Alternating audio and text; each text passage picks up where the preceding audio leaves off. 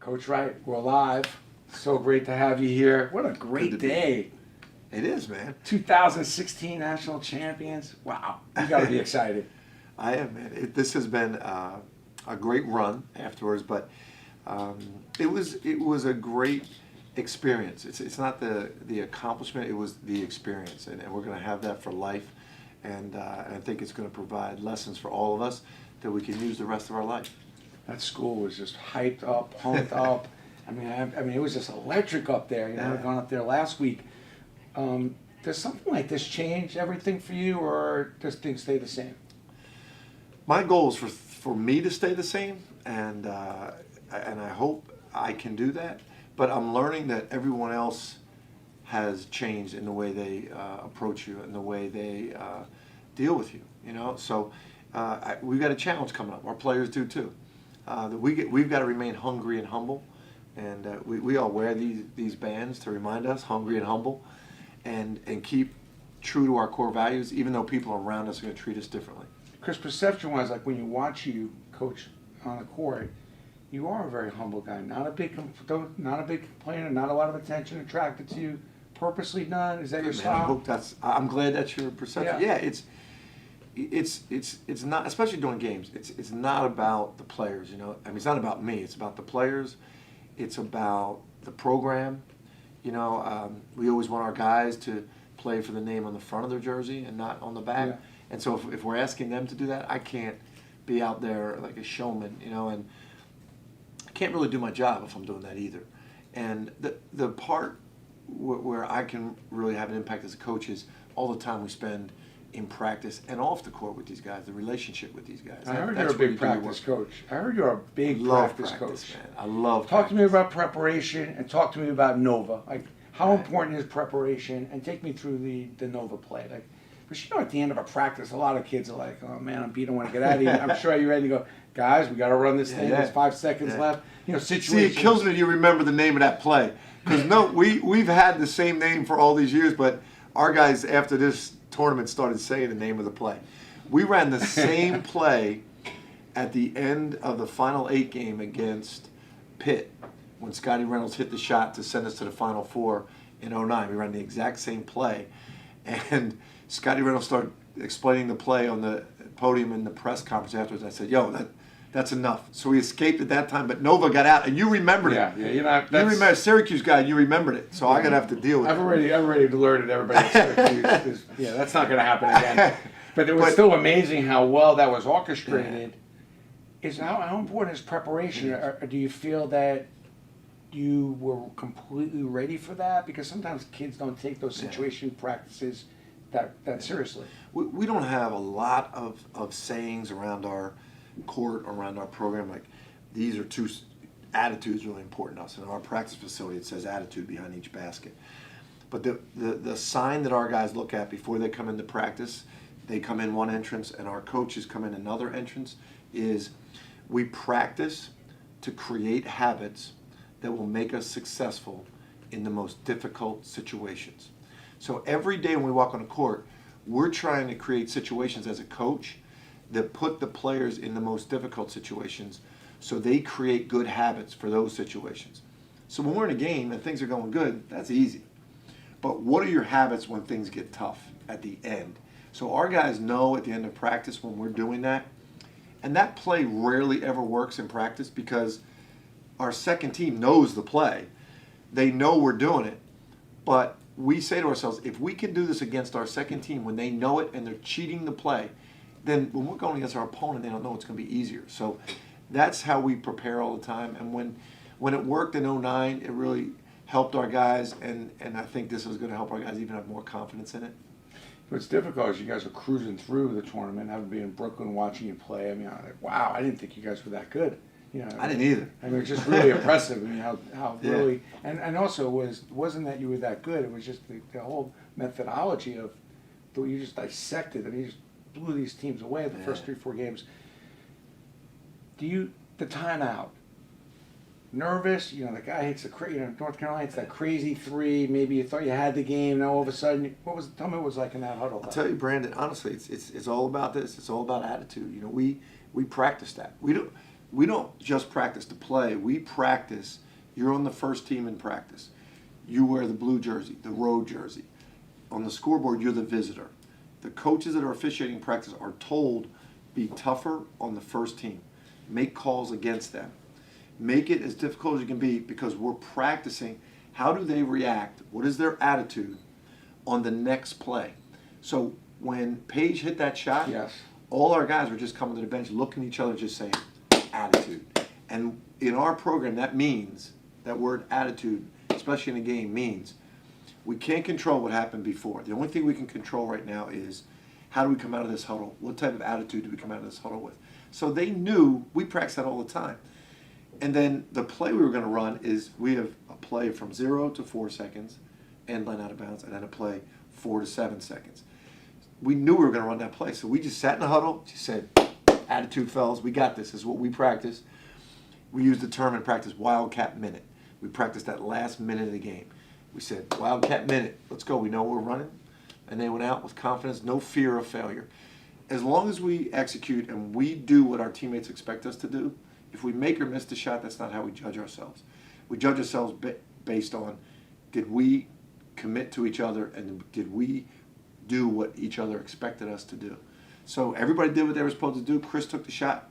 He either makes it or misses it. If he would have missed it, we would have been fine, because we did what we were supposed to do for each other. Was there a moment during the season you said, special, this could be special, this is different, or was it? No, it was the other way around. You know, when we lost 3 starters and arguably our 3 best scorers and 3 best defensive players from last year's team. Javon Pinkston, Darren Hilliard, who's in the NBA. Dylan Ennis transfers to Oregon as a 5th-year senior. They were 3 starters, 3 of our most athletic guys, are definitely our 3 best defensive players, and 3 of our leading scorers. So we thought we were going to struggle a little bit. We played Oklahoma early in the year. We got hammered. Killed. And I was thinking, man, this is worse than I thought. Like, we have a lot more work to do. That was an impressive win, Coach. I mean, when you think about it. You mean when we got him in the semifinal? Yeah. I that was shocking to me. I'm telling So you were a little nervous going into that game. You know what? By that point, we weren't nervous because we had improved a lot. But we were very, I think what you're saying is, we were very cognizant of what Oklahoma could do to us, because they did. And sometimes that fear works for you, and sometimes it doesn't. I think it really put our guys with pinpoint precision because of their respect for Oklahoma. 2 questions real quick here. Kyle Lowry. I mean, this guy. I mean, you know. I wanted to go play last night after we watched these performances. You know, from the night before when he was just going crazy. Yeah. Did you think he was going to be that good? Surprised you a little bit? Yeah. He, not the talent. We had him for 2 years. When he came in and was a freshman, he was a handful. He was from North Philadelphia. Tough kid. Toughest part of Philly. Toughest guys to handle usually as a coach. But responded really well for us. Randy Foye was a senior on that team who he could play against in the finals maybe. Randy was a great mentor to him. In 2 years, he grew up a lot, and he was talented. He was really talented. We were more worried about his maturity level. Where I'm most proud of him is, if you see an interview with him after the game, he is such a focused professional. He's married his high school sweetheart. He's got 2 young children. He's a great father. This is no exaggeration. We practice at 7 o'clock in the morning in the summer. He comes in at 5:30, and as our guys are coming onto the court at 6:45, he is on the court finishing his workout, drenched in sweat. What better motivation can you have for a team?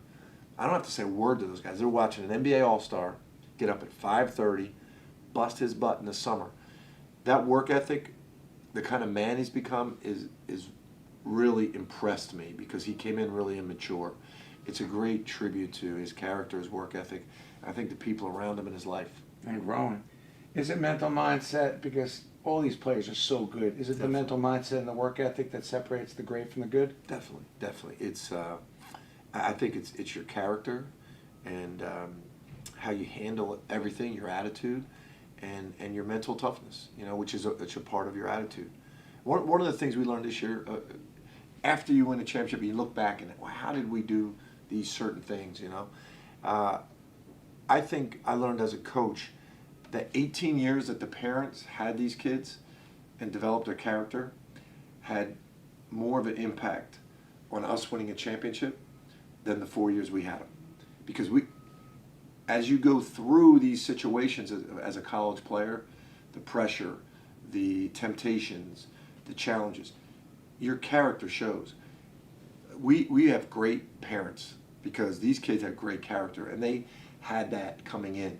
We adjusted some things, but we just had tremendous parents, tremendous character with these kids. A lot of the coaches, they interview the parents as much as they interview the kids, but you get an idea of what you're going to be getting. Exactly. Right? Exactly. Collecting.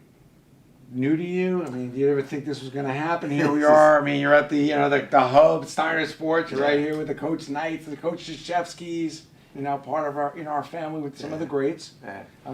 There's a lot of this. There's a lot to this, Brandon. Like you said, first of all, understanding how big this is, and working with all your staff and seeing all the options there are to this and what people love. And I came into it thinking, who would really want this stuff? But as I walk around here and I see some stuff, I say, I would want. That's pretty cool. It's not my stuff. It's the other stuff. So that's really cool. And then, like you said, to see that, you're doing stuff that Coach Knight did, Coach Krzyzewski and Derek Jeter, and it's very humbling. It's one of those experiences you get from a championship that you didn't count on, but it's pretty cool. We're having a lot of fun. In your off season, obviously the winning, a lot of attention, but is there something you've been working on the charity end? Is there something you're working on community service-wise that's a little bit above and beyond the norm? Yeah, we have two charities, my wife and I, that are really dear to our hearts. First is Coaches versus Cancer. We work hard in Philadelphia with the 6 coaches in the city of Philadelphia, and we raise over $1 million a year. We had a great function this year. We honored Coach Rolly Massimino, who's fighting cancer, and we honor what we call fighters, not just survivors, but fighters. And that was really cool. That's cool. And then we have what's called the Augustinian Fund, which is the Augustinian fathers who run Villanova. They have a fund where they send missionaries into Africa and into South America and into cities, in inner cities in our country. And we really like putting money into that because their work affects so many people. It's a spiritual school, Villanova. That was my takeaway, from going to graduation, being there. It's a very spiritual, it's a beautiful school. Do you feel that that's part of the attraction in the overall, what you were able to do with the kids? I really do. It's a little different. I think the people that go to school there might be smart enough to go to a Harvard and a Princeton, but they want to be a part of that community. They want some of that spiritual connection to each other and to a community. And I think that affects our team. We have a team chaplain, Father Rob Hagan, who he talks before every game. He's so good, I got to tell him, like, Father, you can't make us cry before this game. We got to stay focused. You can't be too good today. I don't want guys crying going into this game. But it's a big part of our strength. Final words, something you want. First of all, it's so great to have you part of our family. I mean, you're a class act, and we were really excited to see you win because I knew it was something we had to kind of go after because I knew you fit right in. Thanks. Something you want to say as far as fans or anything, people out there? Well, just say it has been a pleasure getting to know you better and all of your people, working with them in this Steiner organization. It's exciting. You didn't see it coming, did you? No. I just thought I was going to sign some autographs. It's blowing my mind, to be honest. And just it's been fun to be a part of. I love your energy, man. I tell our guys, you got to surround yourself with people that are going to inspire you as much as you can, and you're the kind of guy that inspires people. I'm looking forward to it. We're going to give away these 2 things on here because there's people that are watching live and then their comments, and we're randomly giving away 2 things. So if you could and then you'll actually see your actual autograph. You got it, man. It's kind of fun. You got it. So you can zone in on the actual. This is why you guys do what you do, right? I like people to see the actual. Yeah. This way they know the actual. Who thinks of that? Showing the autograph live. Yep. Only Brandon. I love it. One more here. We'll sign on this here. We'll sign on there. Yeah, right there. Yeah, you got it. You got it. Another beautiful day at Steiner. We love when we have some, especially when we're celebrating happy moments too. We love celebrating and talking about all the positive things that happen because it is really all about that. It's behind the scenes stuff that Yeah, I'm gonna have to come to one of your practices, because I've You're- heard your practices are you will. insane. I heard that you're very hands-on, which a lot of head coaches aren't. So I gotta make not- sure we get to one of your practices and see what's up. They're not too long. We're intense. We're intense and short. Intense. They're not closed. Are they closed? Hell Usually. yeah. But I could Hell sneak yeah. in for one. I'll sneak you in there. Well, thanks. Thanks, Coach. Appreciate you.